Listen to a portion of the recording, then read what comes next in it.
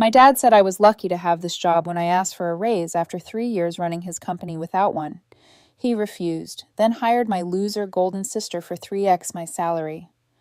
So I quit. But next week, I got lucky with a competitor offering 40% more. The fluorescent lights in Dad's office hummed their usual monotone symphony while I stood there, palms sweating, rehearsing the speech I'd practiced for weeks.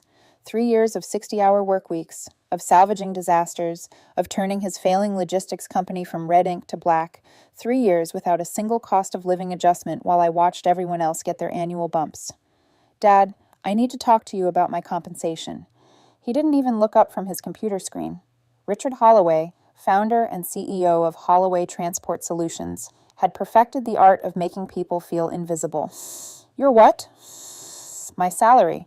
I haven't had a raise since I started here, and I've been managing operations, handling client relations, and basically running the day-to-day while you focus on expansion.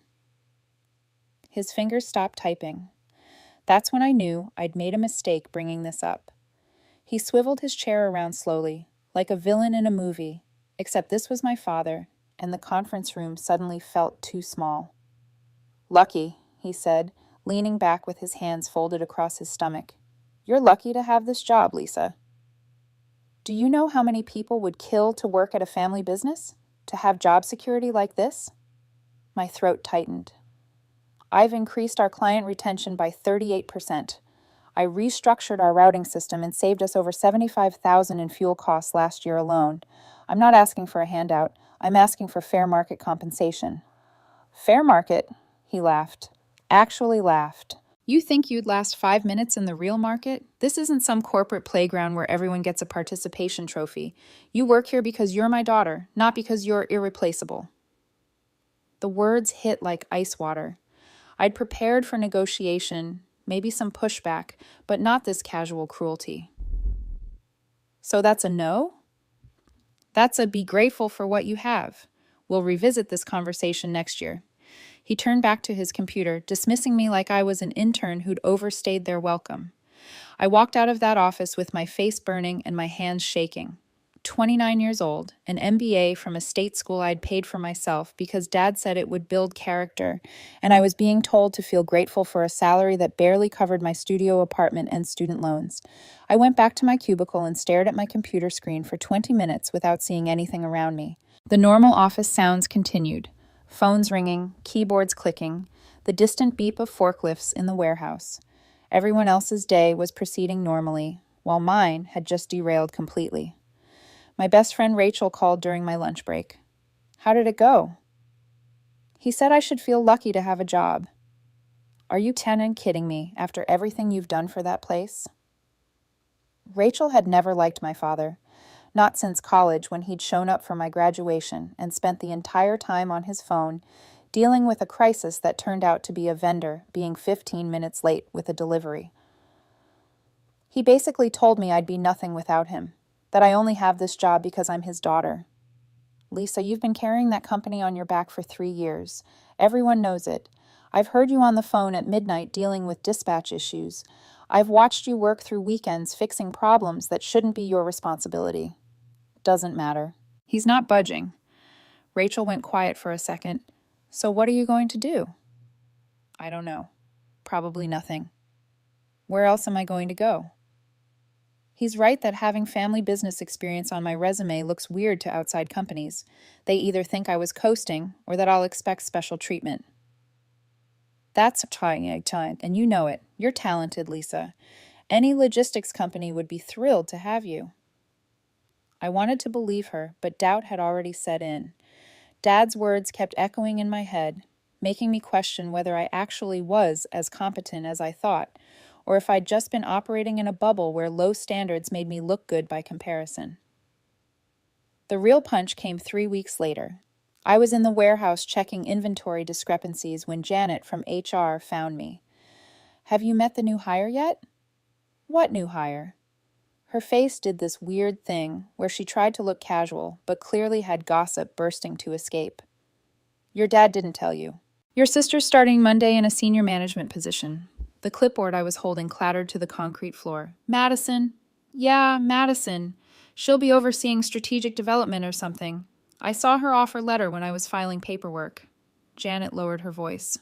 Lisa, her starting salary is $90,000. I made $32,000. Madison, who'd bounced from job to job for the past 8 years, who'd been fired from a boutique for showing up late so many times they stopped bothering to call. Madison, who'd moved back in with our parents last year after her influencer career crashed and burned spectacularly. Madison, who Dad always defended with, she's still finding herself, while I busted my ass, proving I'd already found exactly who I was supposed to be. That night, I couldn't sleep. I stared at my ceiling, doing the math over and over. 90,000. Nearly triple what I made. For what? Strategic development. What did Madison know about logistics besides the fact that Amazon packages showed up at her door? Monday morning confirmed every suspicion. Madison waltzed in at 10:30 wearing designer clothes I knew for a fact Mom had bought her, carrying a Starbucks cup that cost more than my lunch budget. Hey, sis, guess we're co-workers now. She hugged me like this was all perfectly normal, like she hadn't just been handed a dream job while I'd been told to be grateful for scraps. What exactly will you be doing here? I asked, trying to keep my voice level. Oh, helping Dad with big picture stuff. He says I have fresh perspectives that could really shake things up. She laughed, that carefree sound that had always come so easily to her. Honestly, I'm just happy to finally have a real career. Mom was getting so stressed about me. Fresh perspectives. She'd been here for 30 minutes. Over the next 2 weeks, I watched Madison's strategic development in action. She showed up late, left early, and spent most of her time redecorating her office. Yes, they gave her an office while I still worked from a cubicle, and taking long lunches with Dad where they'd laugh about things I was never included in. Meanwhile, I was still handling the actual operations that kept the company running. I started documenting everything, not because I planned to do anything with it, but because I needed some way to process the injustice of what was happening. Every time Madison disappeared for a 2-hour lunch, I noted it. Every client issue I resolved while she was working from home, I wrote it down. Every innovation I implemented that Dad praised her for, despite having nothing to do with it, I kept track. The operations manager, Frank Torres, pulled me aside one afternoon in the warehouse. Frank had been with the company for 15 years, had known me since I was a teenager helping out during summer breaks. This is wrong. What's happening? He said bluntly. I don't want to talk about it. Too bad, because someone needs to say it. Your sister doesn't know a manifest from a packing slip. Meanwhile, you're doing the work of 3 people and getting paid less than our senior drivers. Your dad's lost his mind. He's playing favorites. Always has. Frank shook his head. It's more than that. He's tanking his own company out of spite or pride or whatever goes on in that head of his.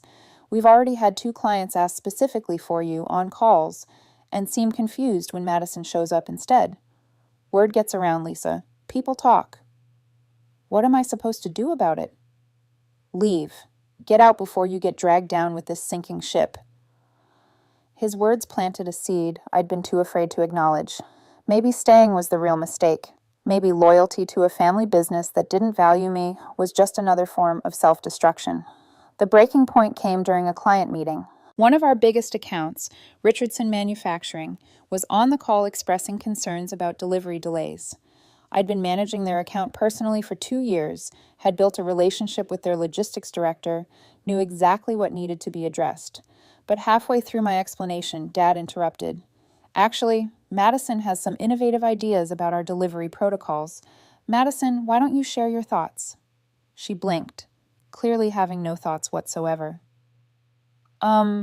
Well, I think we should just, make sure things get there faster. Maybe use better trucks or something.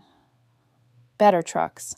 I'd spent 6 months researching fleet upgrades, had presented Dad with a comprehensive analysis complete with cost projections and ROI calculations, and he tabled it, saying it wasn't a priority. But now Madison suggests better trucks, and he's nodding like she'd just solved cold fusion. Richardson's logistics director, Tim Chen, looked confused. Lisa's been doing excellent work for us. We just need clarification on the route changes she proposed last month. Right. Yes. I jumped in, grateful. The northern routes need adjustment because of the new construction on Highway 40. I've already drawn up alternatives that would add minimal time but avoid the congestion. Tim smiled. Perfect.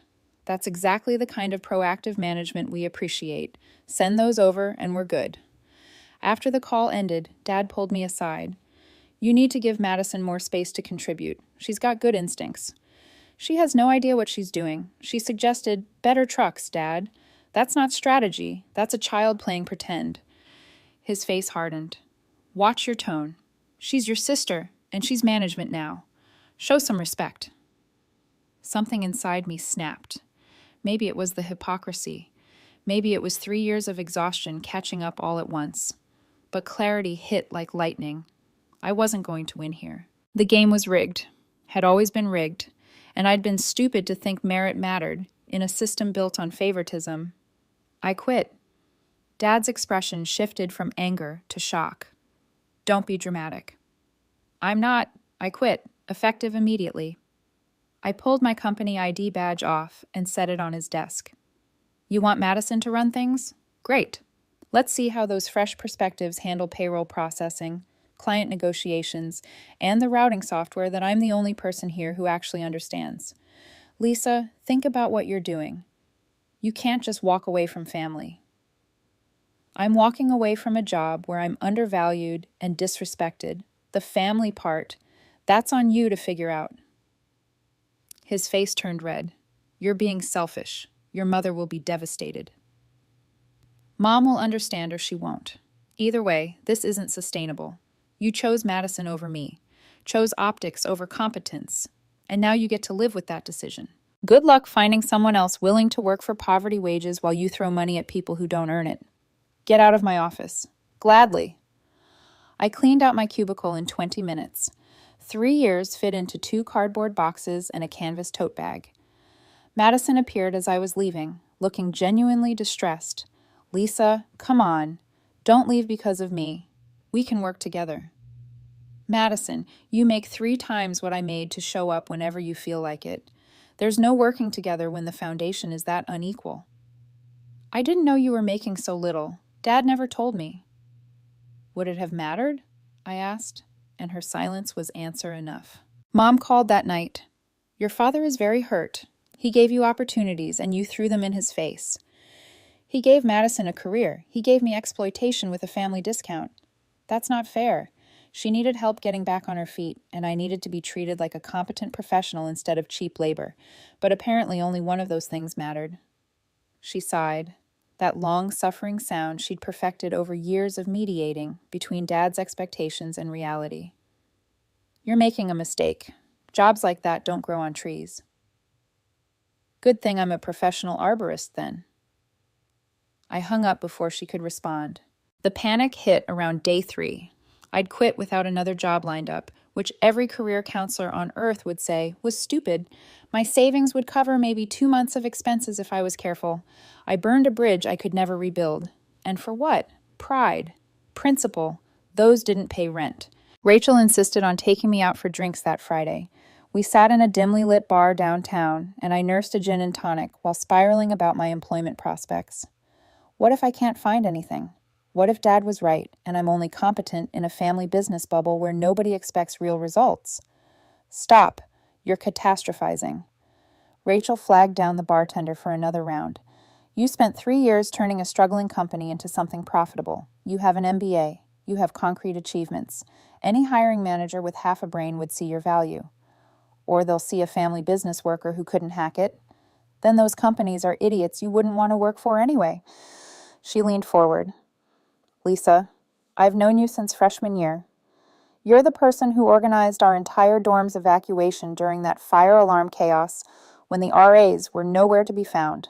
You're the person who rebuilt the logistics for the university food bank and increased their distribution efficiency by 40%. You don't need your dad's company. His company needed you. I wanted to believe her. The rational part of my brain knew she was probably right, but the part that had been ground down by 3 years of being told I wasn't enough kept whispering doubts. I updated my resume, started applying to logistics positions across the state. Most applications vanished into the void. A few generated automated rejection emails. My confidence, which had felt so solid walking out of Holloway Transport Solutions, started cracking around the edges. Days turned into a week. I had one phone screening that went nowhere, and another company that seemed interested until they asked why I'd left my previous position. Family business dynamics apparently translated to red flag in corporate HR speak. By day 10, I was seriously considering whether I'd made a catastrophic mistake. Maybe I should have just sucked it up, dealt with the unfairness, and at least kept a steady paycheck. Pride didn't pay bills. Then my phone rang with a number I didn't recognize. Lisa Holloway, this is Derek Townsend from Summit Logistics Group. I hope this isn't a bad time. Summit Logistics. They were Holloway Transport's biggest competitor, the company Dad loved to complain about during Sunday dinners. They'd been poaching our clients, he'd say, playing dirty, undercutting prices, stealing our innovations. Standard sour grapes from a man who couldn't admit when someone simply did the job better. It's a fine time, I said, trying to keep the desperation out of my voice. I'll get straight to it. Tim Chen at Richardson Manufacturing mentioned you're no longer with Holloway Transport. Tim speaks very highly of your work, says you're the best logistics coordinator he's dealt with in 15 years. We're expanding our operations division and looking for someone to head it up. Would you be interested in discussing the position? Would I be interested in discussing a life raft while drowning? Absolutely. Yes, I'd be very interested. Excellent. How does Wednesday afternoon look for you? Say 2 o'clock at our downtown office? Wednesday was 3 days away. I tried not to sound too desperate. Wednesday at 2 works perfectly. The interview happened as scheduled at their downtown office, which made Holloway Transport's converted warehouse look like exactly what it was, a budget operation with delusions of grandeur. Summit had actual conference rooms with windows, a break room that didn't smell like diesel, and employees who looked engaged instead of counting down to clock-out time. Derek was in his mid-40s, sharp suit, sharper questions. He asked about my experience, my approach to client relations, how I'd handle specific scenarios. These weren't softball questions designed to check boxes. He actually cared about the answers. Halfway through the interview, he pulled up something on his tablet and slid it across the table. It was a graph showing Holloway Transport's client retention rates over the past 5 years. There was a noticeable uptick starting 3 years ago. This is public data from industry reports, Derek explained. Your father's company was hemorrhaging clients before this improvement. What changed? I started managing client relations. Exactly. He pulled up another graph, this one showing on-time delivery percentages. Same story. Significant improvements starting 3 years ago. I've been tracking Holloway Transport for a while. They were on the verge of collapse, and then suddenly they weren't.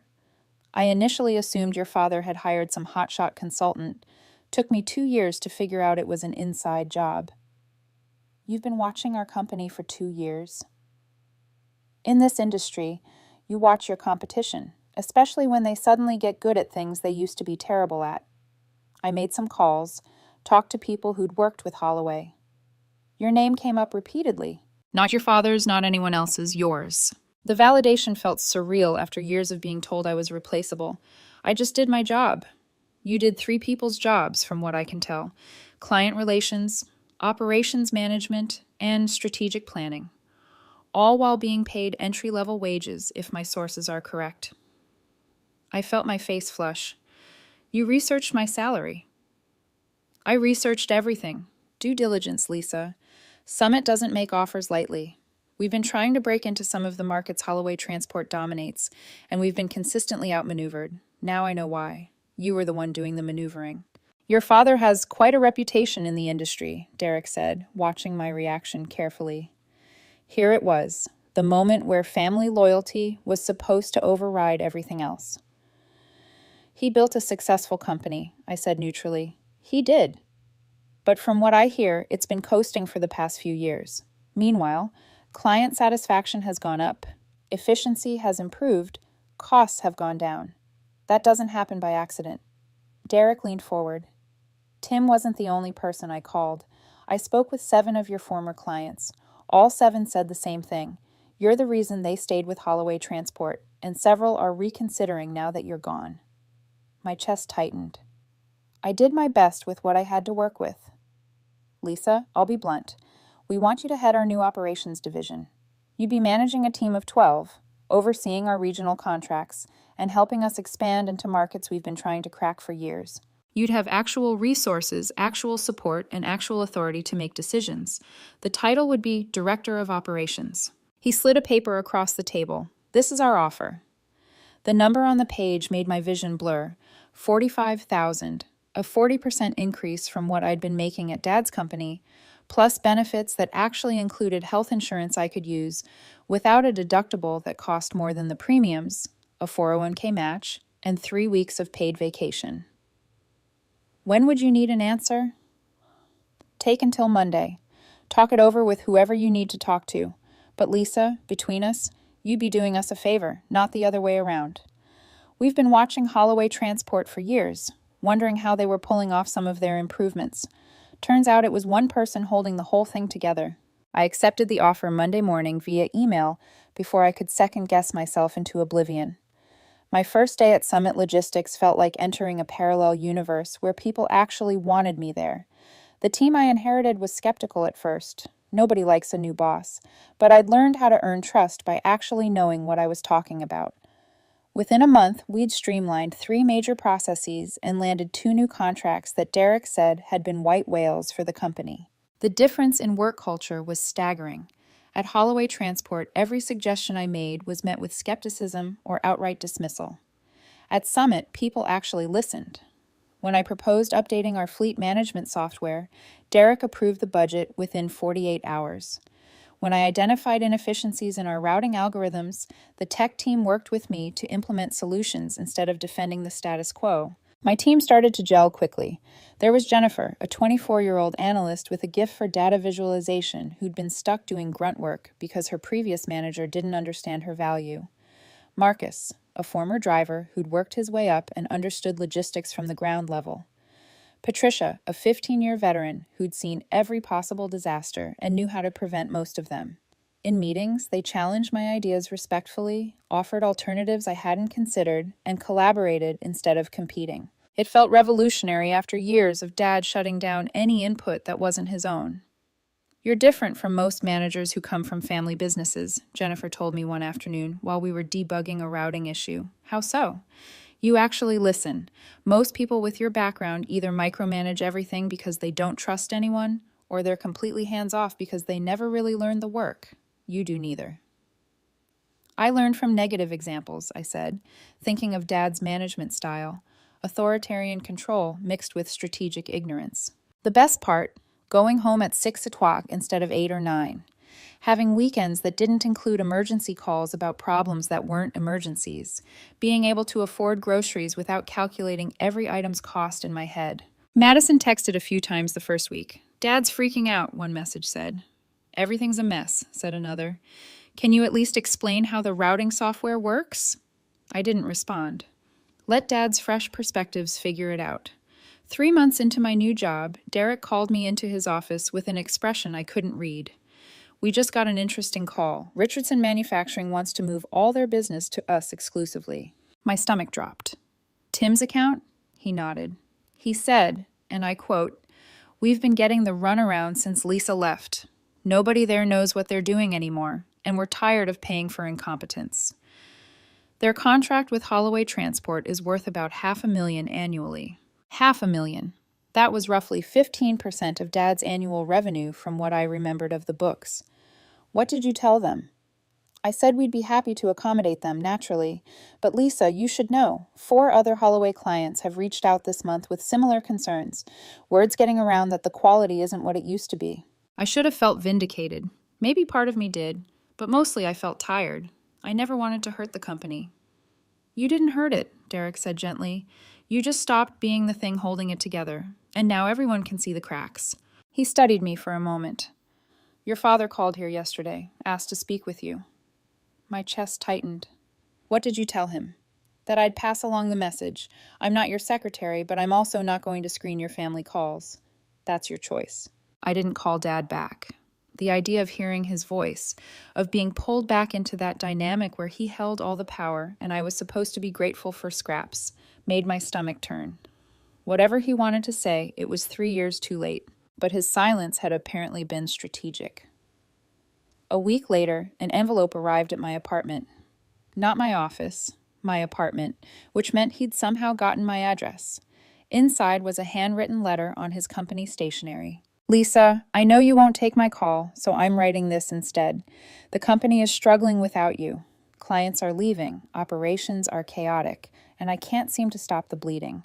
I was wrong about a lot of things, but mostly I was wrong about you. Your mother says I should admit when I make mistakes, so here it is. I made a mistake, a big one. I took you for granted because you were always there, always reliable, and I thought that would never change. I gave Madison an opportunity she wasn't ready for because I wanted to fix her life. And in doing so, I destroyed what we had. I'm not asking you to come back. I know I burned that bridge, but I wanted you to know that everything I said in my office that day was wrong. You weren't lucky to have that job. I was lucky to have you, and I was too stubborn to see it until it was too late. I'm proud of what you've accomplished at Summit. I hear things through the industry grapevine. People speak highly of you. They should. You're better at this than I ever was. I hope someday you can forgive me, but I'll understand if you can't. Dad. I read it 3 times, looking for manipulation or hidden agenda, but it seemed genuine.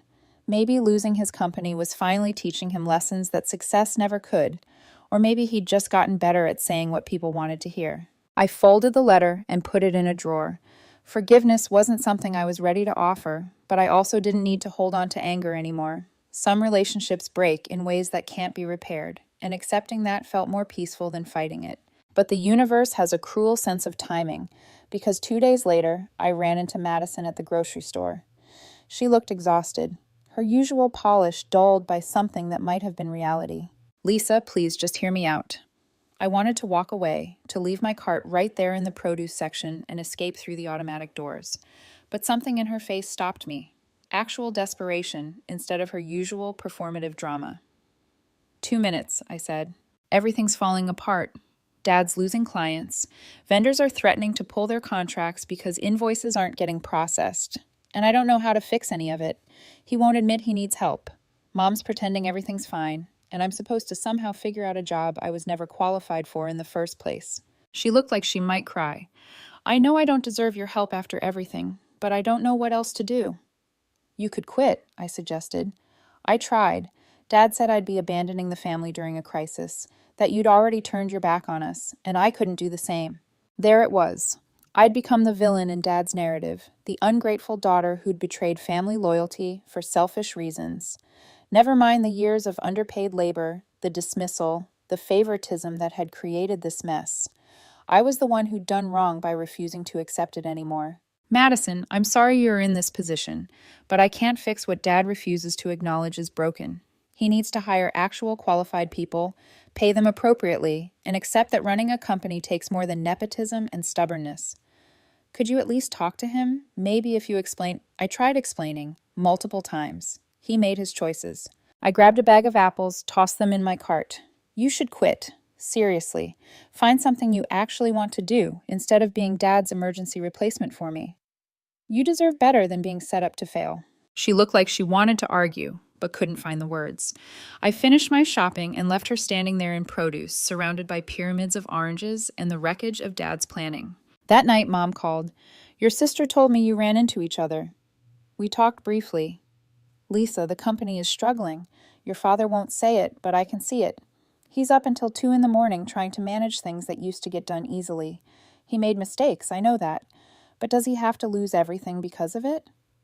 I'm not making him lose anything. I'm just not sacrificing myself to save him from consequences. That's very cold. No, Mom, it's actually healthy. I was being financially exploited by my own father while he threw money at Madison for doing essentially nothing. Being angry about that isn't cold. It's sane. He's proud. You know how he is. Being proud doesn't excuse being cruel or stupid. He had someone who knew his business inside and out, who cared about making it succeed. And he treated me like I should be grateful for the opportunity to be underpaid. That's not pride. That's arrogance. She was quiet for a long moment. What would it take for you to come back? I'm not coming back. I have a job I love with people who respect me and compensate me fairly. Why would I give that up? Family, she said simply. Family should have been a reason to treat me better, not worse. Dad had every chance to make this right, and he chose ego over sense every single time. I'm done being collateral damage in his refusal to admit he's wrong. 6 months into working at Summit, I'd helped land enough new contracts that Derek promoted me to VP of Operations. The salary increase came with a company car, actual stock options, and an expense account I was almost afraid to use because it felt like a trap. But it wasn't a trap. It was what being valued actually looked like. Richardson Manufacturing wasn't the only Holloway client who jumped ship. By the end of that first year, 7 of their major accounts had transferred to Summit or other competitors. I'd heard through industry connections that Dad had to let go of 6 employees and was considering selling the company to a larger logistics firm. Part of me felt guilty. The rest of me remembered being told I was lucky to be exploited by my own father. About 9 months after I'd started at Summit, the real validation came at an industry conference in Chicago. I was presenting on supply chain optimization, sharing some of the innovations I'd implemented at Summit, when I spotted Dad in the back of the conference room. He looked older, more worn down, like someone had finally convinced him that willpower couldn't replace actual strategy. After my presentation, which went really well, judging by the questions and the business cards I collected, he approached me in the hallway. "That was impressive," he said stiffly. "Thank you. Summit's lucky to have you." The irony wasn't lost on either of us. "I'm lucky to work somewhere that appreciates what I bring to the table." He flinched. "Lisa, I owe you an apology." "You owe me several, but I'm listening." "I undervalued you, took you for granted because you were family, and I thought you'd always be there. I gave Madison opportunities I never gave you because I thought you were already settled, already secure." He rubbed his face, looking every bit of his 63 years. "Losing you cost me more than money. I lost a daughter and the person who actually understood how to run the business I built." "What happened with Madison?" I asked. "She quit 3 months ago," he admitted. "Said it wasn't what she wanted, and she couldn't keep pretending to be something she wasn't. She was right to leave. I should have never put her in that position." He met my eyes. "I should have never put you in your position either." "No, you shouldn't have. Is there any chance you'd consider coming back? I can't match what Summit's paying you, but I could get close, and you'd have full authority, a real partnership." I thought about it for exactly 3 seconds. "No, Dad." "Lisa, Dad, I spent 3 years proving myself to you, and it never mattered. You looked at everything I accomplished and told me to be grateful for the chance to accomplish it underpaid. Then you brought Madison in at triple my salary and expected me to smile about it. I don't trust you. I don't trust your promises. And honestly, I like where I am. I'm successful because of my work, not because of whose daughter I am." He nodded slowly. "I understand. I don't like it, but I understand it.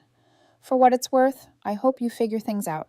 Hire good people, pay them properly, and actually listen when they bring you solutions. That's all it takes." "Your mother misses you." "I miss her too." But she chose sides when she told me I was wrong for leaving. Family shouldn't mean accepting abuse just because it comes from someone related to you. I walked away before he could respond, before guilt or old patterns could drag me back into thinking I owed him anything more than basic civility. Some bridges needed to burn so you could stop trying to cross them. Madison reached out a month later via text. "Starting therapy, realizing a lot of stuff about our family. Wanted you to know I'm sorry for my part in everything." I responded after a few days of thinking. "I appreciate that. Good luck with therapy." She didn't push for more, which was perhaps the most mature thing she'd ever done regarding me. 2 years after leaving Holloway Transport Solutions, I am the Senior VP of Operations at Summit Logistics. My team has grown to 35 people, and we're handling regional operations across 6 states. I own a condo instead of renting a studio. I'm dating someone who thinks it's attractive that I'm ambitious. My life isn't perfect, but it's mine, built on my terms instead of someone else's scraps. Dad sold the company about 18 months after I left to a regional conglomerate. He got enough to retire comfortably, which Mom was apparently relieved about.